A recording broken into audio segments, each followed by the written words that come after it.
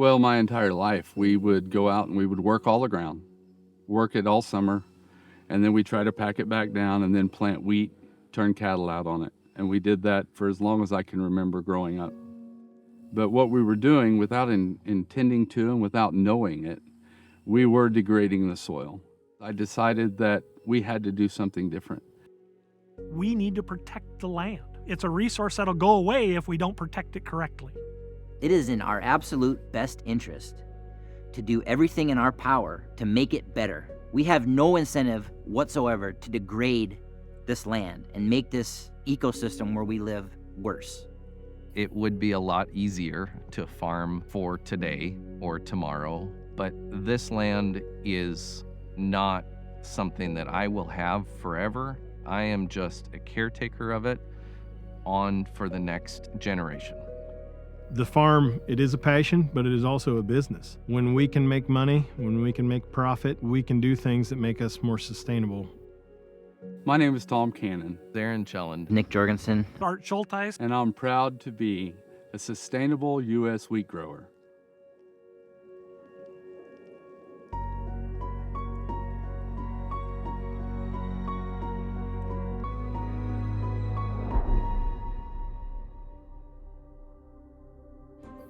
Farmers have a unique perspective of longevity and sustainability because our livelihoods depend on it. And it breeds a level of commitment to these practices over the generations.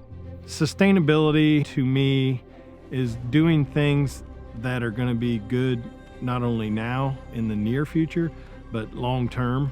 In order for me to see the definition of that, I just have to shut my eyes and think about what was this place like for the thousands of years before we were here, because it was absolutely sustainable. Wheat is an integral part of our system and has been for generations, but it's important to see it in a context of the whole system that is anchored in this crop that just naturally fits. And so as these other components have added into our agricultural system, it just empowers wheat to be an even more important cornerstone in our operation. What we're doing these days is second nature to us. We've always cared for the land. Everybody's always cared for the land. But now we have tools available that we never had 50 years ago. All we had was tillage equipment. No-till is where you direct seed into the soil without any tillage at all. Some of the benefits that we've seen in the last 25 years are, most importantly, the amount of carbon that we've stored in the soil, and we are fixing the water cycle. The reason we want to do that is because higher organic matter, higher carbon loads in the soil store a lot more water. We have graphed our organic matter levels since the mid-'80s, and we can see that our organic matter levels are increasing, and also our yields are increasing. We've tripled our organic matter, which means we have increased our ability to store water by about 75,000 gallons per acre.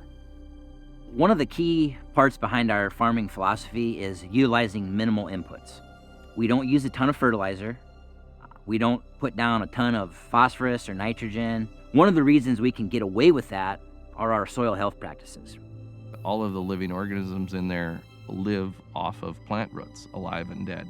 So those microorganisms are the ones that feed the next crop. So the more of that we have in there, the healthier everything is. Without winter wheat in our rotation, it would be really difficult for us to do some of the things we do from really even a livestock feeding perspective. So it's very important that we utilize winter wheat as our primary crop. Cows are an important part of the system because they mimic the role of wildlife over these lands.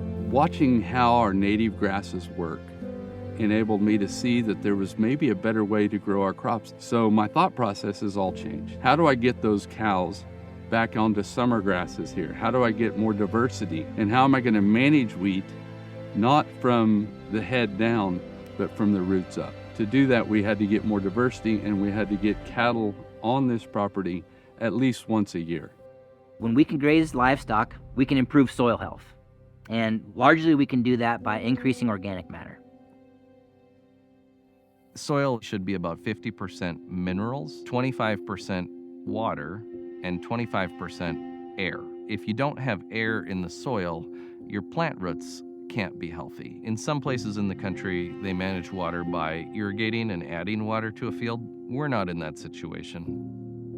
By filtering the water through the ground, we're keeping our nutrients intact and not getting the runoff on top of the ground, which keeps our nutrients in place for the crops, and we're not sending them to lakes and oceans where they shouldn't be. We need to make the land that we have the best it can be, and we feel tiling is one of the best ways to make this land better, to grow the best crops we can. When the soil gets healthier, what we've found time and time again is that our bottom line is better. Our business performs better financially when our soil resource is treated well. We're raising food. A long time ago, we were raising a commodity you never knew anything about. Now, with some of the crops that we're raising, we know we're raising food because we've met the consumer. You know, one farmer feeds hundreds and hundreds of people. The quality of what I am selling, the quality of what is going to go into those foods is very, very important. I want it to be as pure and as healthy as possible.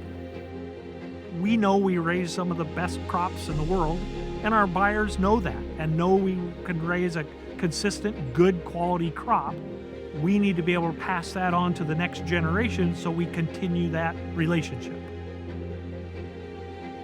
We have depended on wheat for a reliable source of income now since the 30s. And the reason that wheat became so predominant is because of its ability to handle stress. Wheat is the most reliable plant that we can grow.